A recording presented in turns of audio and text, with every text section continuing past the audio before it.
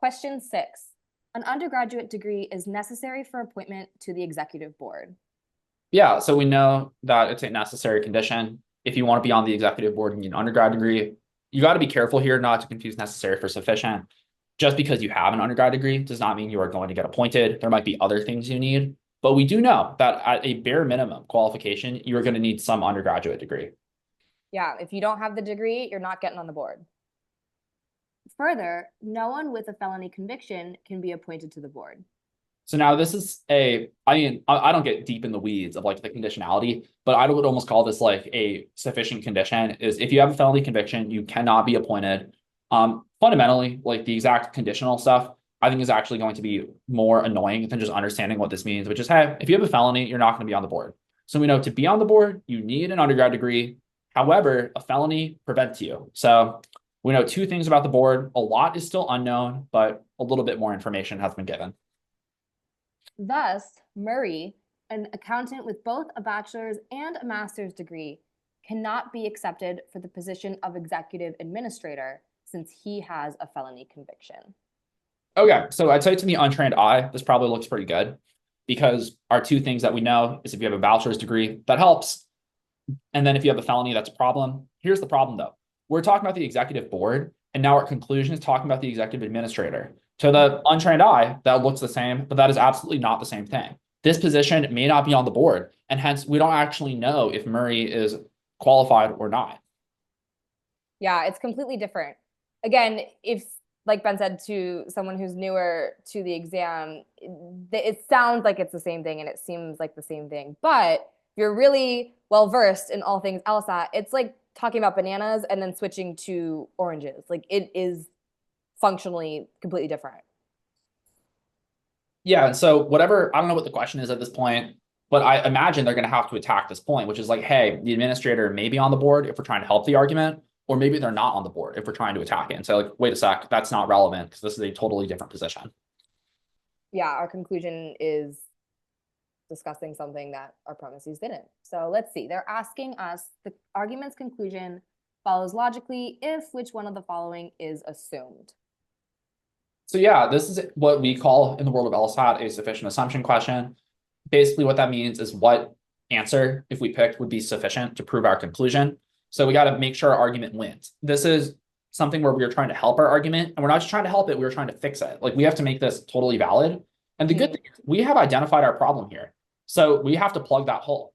And there's a few ways we could plug it. We could say like the executive administrator is on the executive board. We could say the executive administrator has the same like rules as the executive board, because maybe it's not, on the board, but they have to follow the same conditions. But either way, we do need to tie this idea that our administrator and our board actually have something to do with each other. Yeah, if we make that connection in our answer choice, then that allows us to prove that Murray, in fact, cannot be accepted to the position of the executive administrator. Because all we know right now, based off the facts that he has a felony conviction, is that he cannot be appointed to the board, but we need to make that leap to administrator. And so, as Ben said, the answer has to tie those together.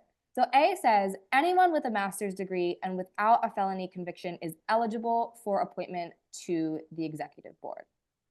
There's a lot wrong here. First off, Murray does have a felony conviction, so we're not even talking about him. To go even deeper, we're not talking about who is eligible for appointment. We're talking about who can be accepted, because maybe he could be appointed, but he can't be accepted. And then the other issue is executive board versus executive administrator. All we talked about, or our conclusion is about the executive administrator. And then here in A, we're talking about the board.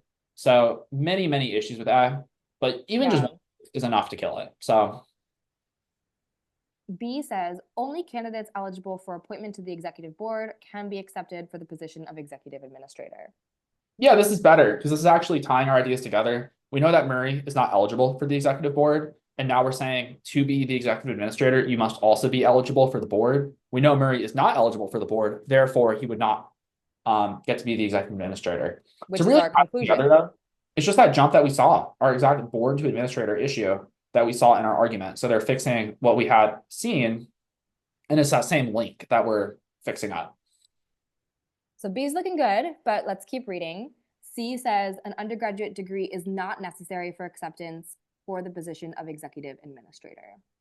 That definitely doesn't prove our argument because it's like, cool, Murray did not need his undergrad degree, but we're trying to say that he is not like able to be nominated, where C is talking about like who is accepted. Further, all our evidence had to do with the executive board. C is like coming up with like caveats as to how you could not be administered. So yeah, C is off to me. D says if Murray did not have a felony conviction, he would be accepted for the position of executive administrator. That still doesn't prove our argument because our conclusion is that he will not be accepted, and our evidence is based on this idea of the executive board. D is talking about this like counterfactual where Murray is like a clean person who has not been convicted, which is a fun fact, but that still doesn't tell us as to whether or not our conclusion in these circumstances is justified. So I'm like, okay, well, we have a counterfactual, does not help us. Yeah, he does have a felony conviction, and we can't like change that fact of the situation. E, the felony charge on which Murray was convicted is relevant to the duties of the position of executive administrator. Yeah, multiple issues. I mean, first off, we don't care about what type of felony it is, whether he like has a DUI, or whether he like assaulted someone. That's not what we're talking about. We just talk about felonies broadly. So whether it's like tax fraud, abuse, not what we're caring about. Further, we care about like the executive board and what diminishes you from being, or not diminishes you, prevents you from being appointed. He is talking about, once again, the executive administrator, which does speak to our conclusion, but we need to link our premises there and kind of make this a valid argument. E doesn't help us. It's not cleaning up our hole. So yeah, B is the only one that is connecting the board, the executive board, with the position of executive administrator, and it's the answer. And to give a little bit of insight, I think, and Madeline will probably agree with this, but as LSAT people, we think these are some of the easiest questions, or at least I do. I shouldn't speak for others, but because if you can see what's wrong with it, which is we just make this jump between board and administrator, that just gets you your answer basically all the time. And like on these ones, I'm reading. So this is like the one answer choice where like, I probably shouldn't say this, but sometimes I don't even read the wrong answers where it's like, I know it's B. Like it has to be B. I would agree. My other one is I'm sometimes guilty is like a really like clear cut must be true. Like very like a very highly logical one. Probably a bad habit, but sometimes it creeps in.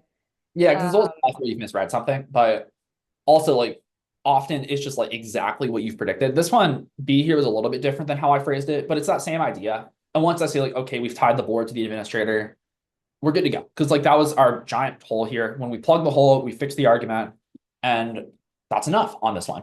Yeah, sometimes I think the sneakiest part of this one is actually just seeing that jump to begin with in the argument. I do think, again, as we said, if you're newer to this, it's a little bit subtle, or again, if we're just not reading carefully, it's easy to assume they're the same. Like, oh, the board administrator, they both say executive, same thing, right? But really, it's bananas and apples. It's different things, and we have to train ourselves to be really perceptive. I sometimes joke that I call like this shift a jump scare. We want to train ourselves to have it feel like, oh, whoa, administrator, where did this come from? Like, and really be sensitive to those changes.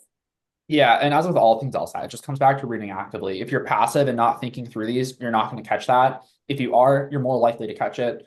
Are you going to catch it 100% of the time? Like probably not, but you should get yourself to like 95% on a switch like this, where it's like you're missing, you're catching it. And if you're not, it probably just means that you got to read more critically and really think through each clause. Like we talk about them, kind of think about where they're going with it, what they've said.